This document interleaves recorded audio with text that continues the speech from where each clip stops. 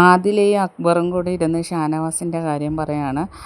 അപ്പം ആദില പറയാണ് എന്നോട് മിണ്ടുന്നില്ല, കാരണം നൂറയാണ് കള്ള എന്ന് പറഞ്ഞത്, അതിന് എന്നോട് മിണ്ടാതിരിക്കുന്നത് എന്തിനാ, പുള്ളി എന്നോട് മിണ്ടാതെ മുഖമൊക്കെ വീർപ്പിച്ച് വെച്ച് നടക്കുവാണ്. അപ്പോൾ അക്ബർ പറയുന്ന എന്തോ ലക്ഷ്മിയുടെ കാര്യം എന്തോ പറയുന്നത് കേട്ട്. എന്നിട്ട് അക്ബർ പറയണേ ലക്ഷ്മി കേൾക്കാത്ത കാര്യങ്ങളും കേട്ടെന്ന് പറയുന്നതാണ്. എന്നെ കണ്ടില്ലേ അന്ന് മൂക്കിലിടിച്ചതിന് എന്നെ എന്തൊക്കെ ലക്ഷ്മി പറഞ്ഞ്, അങ്ങനത്തെ ഒരു സൈസാണ്. അങ്ങനെ പല കാര്യങ്ങളും ഇവിടെ പ്രശ്നങ്ങളുണ്ടാക്കിയിട്ടുണ്ടല്ലോ ലക്ഷ്മി എന്ന് പറയുന്നു.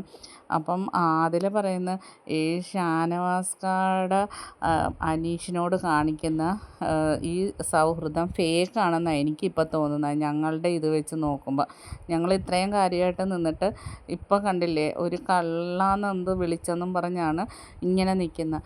അപ്പോൾ അക്ബർ പറയാണ് ഞാൻ മുമ്പേ പറഞ്ഞിട്ടുണ്ടല്ലോ, എനിക്ക് മുമ്പേ അറിയാമായിരുന്നു പുള്ളി ഫേക്കാണ്, ഇത് ഒരു സൗഹൃദമൊന്നുമല്ല. കാരണം ഇനി പുറത്ത് പോകുമ്പോൾ എങ്ങനെയാണെന്ന് അറിയത്തില്ല, അവർ നല്ലൊരു കൂട്ടുകാർ തന്നെ ആവട്ടെ എന്നാണ് എൻ്റെ ആഗ്രഹം. പക്ഷേ ഇത് ഫേക്കാണ് ഇവിടെ കാണിക്കുന്നത്.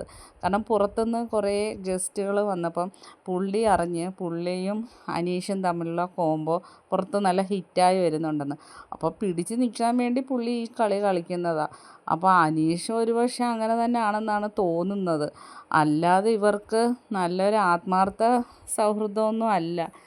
അപ്പം ഒന്നാമത് തന്നെ ഇപ്പം അനീഷിനോട് ഇച്ചിരി കൂടെ സ്നേഹം ഒട്ടും ഉണ്ടാകത്തില്ല. കാരണം അനുമോളാണ് ഷാനവാസിൻ്റെ ശത്രു. ആ ശത്രുവിനെയാണ് ഇപ്പം അനീഷിന് ഇഷ്ടപ്പെട്ടത്. അപ്പം അതും കൂടെ ആയപ്പോഴത്തേക്കും പക്ക ഫേക്ക് അഭിനയമാണ് ഷാനവാസിൻ്റെ, അല്ലാതെ ഇതൊന്നും റിയൽ സ്നേഹമൊന്നും അല്ല. ഈ കോംബോ കളിച്ചത് ഇത്രയും ദിവസം ഇവിടെ നിൽക്കാനായിരുന്നെന്ന് അക്ബർ ആദിലയോട് പറയുന്നു. അപ്പോൾ രണ്ടുപേരും പറയുന്നുണ്ട് ഷാനവാസ് ഫേക്കാണ്.